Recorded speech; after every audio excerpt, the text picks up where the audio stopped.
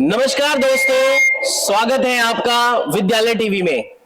तो आज हम बात करने वाले हैं एक अलग विषय में।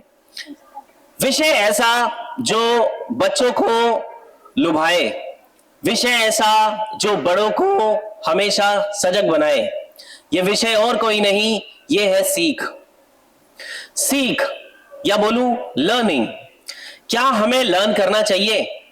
लर्न करना चाहिए तो क्या लर्न करना चाहिए, क्यों लर्न करना चाहिए और कब लर्न करना चाहिए? यह बहुत बेहतरीन सवाल है। क्या लर्न करना चाहिए, क्यों लर्न करना चाहिए और कब लर्न करना चाहिए? ठीक है, चाहे आप अपने एकेडमिक्स को पढ़ो, चाहे आप जिंदगी में किसी भी चीज को पढ़ो, ये बहुत बेहतरीन सवाल है। तीन, क्या लर्न करना चाहिए, क्यों लर्न करना चाहिए और कब लर्न करना चाहिए। तो उसी के उपलक्ष्य में आज हम बैठे हैं एक बेहतरीन मेहमान के साथ, जो हमें ये बताएंगे कि इन सवालों का क्या जवाब है। ठीक है, मैं स्वागत करता हूं मिसेस शीतल का, जो एक इंजीनियरिंग बैकग्राउंड से है, मेडिकल बैकग्राउंड से है। काफी ज्यादा उनको रुचि है बच्चों में और वो जानती है कैसे एक लर्निंग का प्लेटफॉर्म धीरे धीरे आगे बढ़ता है। स्वागत है शीतल आपका। Thank you so much, sir, for this opportunity. तो मैं आपसे पूछना चाहूंगा कि जो बच्चे हैं उनमें लर्निंग स्किल कौन सी एज से चालू हो जाती है? Sir, learning skill is a skill जो कि आप जितने जल्दी स्टार्ट करो उतना बेटर होता है। तो according to me 3rd class से बच्चे का लर्निंग स्टार्ट हो जाता है। Very good. तो 3rd क्लास ऑनवर्ड्स बच्चे क्या क्या सीख सकते हैं, कौन कौन सी स्किल्स वो अपने अंदर डेवलप करना स्टार्ट कर सकते हैं, irrespective of academics? Irrespective of academics अगर देखा जाए तो आप लीडरशिप स्किल्स कर सकते हैं। आप क्लास मॉनिटर्स बन रहे हैं तो वहाँ पर आप अपनी लीडरशिप स्किल्स डेवलप कर रहे हैं। एंड उसके अलावा अगर आप ग्रुप पार्टिसिपेशन कर रहे हैं तो आप टीम वर्क सीख रहे हैं। वहाँ पर आप कम्युनिकेशन स्किल्स सीख रहे हैं। अलग अलग कॉम्पिटिशन्स में पार्टिसिपेट करके, अलग अलग लोगों के साथ कम्युनिकेट करके डिबेट कॉम्पिटिशन्स में आप जा सकते हैं। ओके, तो आप कह रहे हैं कि ये सब स्किल बच्चा एकेडमिक्स में तो नहीं सीखता है, अदर देन एकेडमिक्स ये स्किल पे बच्चों को ध्यान देनी चाहिए, आप ऐसा कह रहे हैं? जी बिल्कुल। ओके, तो अदर देन एकेडमिक्स क्या ये सब स्किल को हम कैसे सीख सकते हैं, थोड़ा सा एक बार डिटेल में बताइए। ये सब स्किल्स हम बेसिकली अपने एक्स्ट्रा करिकुलर एक्टिविटी से सीख सकते हैं। And junior Journix is the point जहाँ पर आप ये चीज़ें सीख सकते हो। लाइक जहाँ पर आपकी कम्युनिकेशन स्किल्स अच्छी होगी। अगर आपकी कम्युनिकेशन स्किल्स अच्छी होती है तो आपको एक कॉन्फिडेंस देता है, और जब आपके पास कम्युनिकेशन होगा, कॉन्फिडेंस होगा, तो ऑब्वियसली आप एक अच्छे लीडर बन पाओगे, जो कि आज के टाइम पे आई थिंक रियल वर्ल्ड में बहुत ज़्यादा इंपॉर्टेंट है। आपने एक प्रोग्राम का नाम लिया जूनियर जॉनेक्स, क्या है ये जूनियर जॉनेक्स, थोड़ा सा बताएंगे हमारे बच्चों को, हमारे दर्शकों को?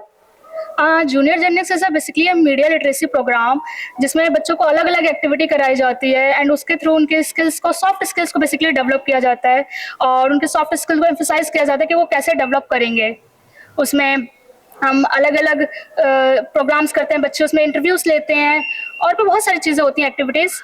और मैं थोड़ा सा अपने बच्चों को और दर्शकों को ये बताना चाहूंगा, जो भी बच्चे एकेडमिक्स में आप अपने स्कूल में पढ़ते हैं जो बुक्स के थ्रू, उसे हम हार्ड स्किल बोलते हैं। क्या बोलते हैं बच्चों? Hard skill. और जो भी हम थ्रू आउट द लर्निंग अपने ऊपर काम करते हैं, हमारा कॉन्फिडेंस लेवल, हमारी कम्युनिकेशन स्किल, हमारी पब्लिक स्पीकिंग स्किल, हमारी राइटिंग स्किल, हमारी रीडिंग स्किल, ये सारी स्किल्स और भी बहुत सारी हैं, ये सब हमारी सॉफ्ट स्किल्स होती हैं जो थ्रू आउट द जर्नी हम अपनी लाइफ में डेवलप करते हैं। होता क्या है, hard skills, certifications, degree programmes, इन सब के पीछे भागते भागते हम अपनी सॉफ्ट स्किल्स को खो ही देते हैं।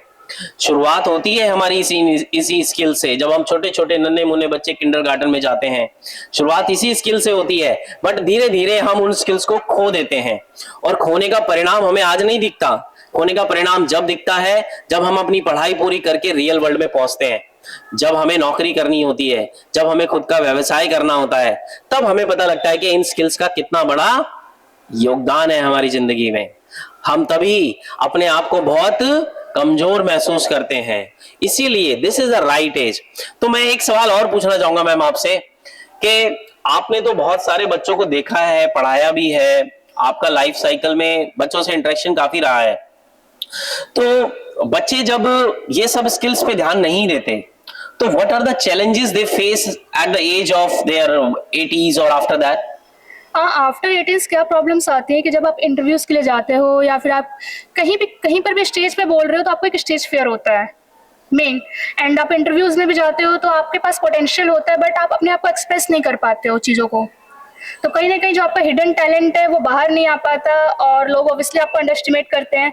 तो आपका जो पोटेंशियल है वो आपके अंदर है बट वो यूज नहीं हुआ तो उसका कोई क्या meaning नहीं है। ऐसे भी कोई एग्जाम्पल है आपकी नजर में जहां बच्चों ने एकेडमिक में बहुत अच्छा परफॉर्म किया, उनके पेरेंट्स बहुत खुश थे जब वो कॉलेज में स्कूल में पढ़ रहे थे, बट रियल वर्ल्ड में आके बहुत सारी ऐसी प्रॉब्लम उनको कॉर्पोरेट्स में, कंपनीज में जाके या फिर उनके खुद के बिजनेस में भी उनको फेस करनी पड़ी?